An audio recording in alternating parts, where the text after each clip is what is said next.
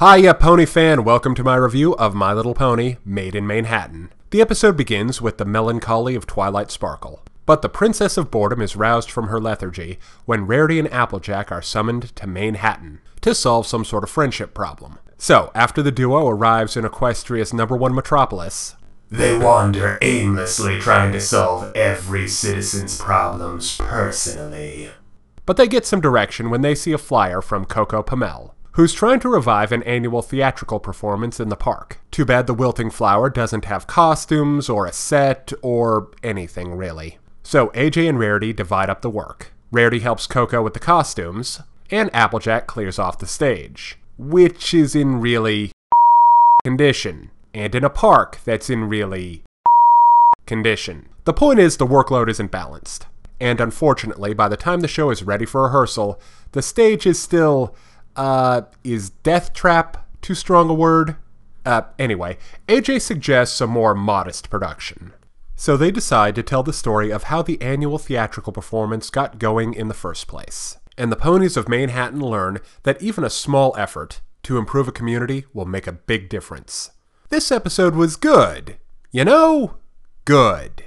Okay, fine. Slice of life stuff has never really been my thing, and I only really approve of it when it's used for world building or comedy. But Made in Manehattan is still a nice story. The relationship between Applejack and Rarity is the centerpiece, which is good because that's probably one of the strongest team-ups in the main six. They have good chemistry and their personalities contrast in entertaining ways. Yeah, we knew that already. What have they done lately? Well, there's less internal conflict going on here.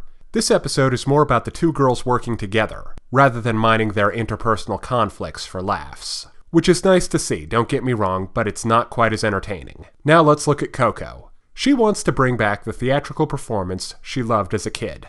Nothing wrong motivation-wise, but the thing about Coco is she's a bit of a wallflower. Her reactions are underplayed, and she's just not that exciting. The best stuff in the episode, though, is in the backgrounds and details. There are a lot of fun artistic choices on display, like the unique pony designs in Manehattan. I particularly liked the actor ponies, and the way they changed their cutie marks by just taping a piece of paper over it. There are also some great references, like Spike reading Archie comics, the obligatory Mad Men reference, and an inspired Charlie Brown bit, as well as a bona fide version of the Blockhead himself. Finally, I want to talk about a go-nowhere plot element involving Applejack, not really feeling like she can make a contribution to solving the friendship problem, or adapting well to city life for that matter. You'd think she'd be used to the pace considering she's been there so many times before.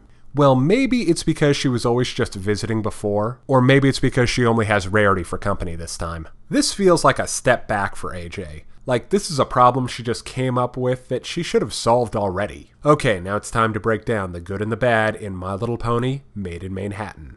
On the good side, it's nice to see Rarity and AJ working well together. There are great references and background gags, strong art design, and Coco is a nice and likable supporting character. On the downside, this episode is just tepid and bland, with all the energy of a dead battery. And AJ's secondary problem didn't really make a lot of sense considering her history with Manehattan. But if you're a fan of the slice of life genre, you may really enjoy this episode. But as for me, I give My Little Pony Made in Manehattan a 3 out of 5. Now be sure and come back next time for my review of Equestria Girls 3 and Brotherhoof Social, because we're going to be seeing the long-lost brother of a certain yellow Pegasus. Now, if you're interested in more reviews of anime, movies, TV shows, comic books, or video games, check out my channel on YouTube at StupidPrivate913, or find my Facebook and DeviantArt pages for video updates and more. Thank you for watching. Hey kids, today's show is brought to you by the letter 4 and the number potato! I'm a stupid private.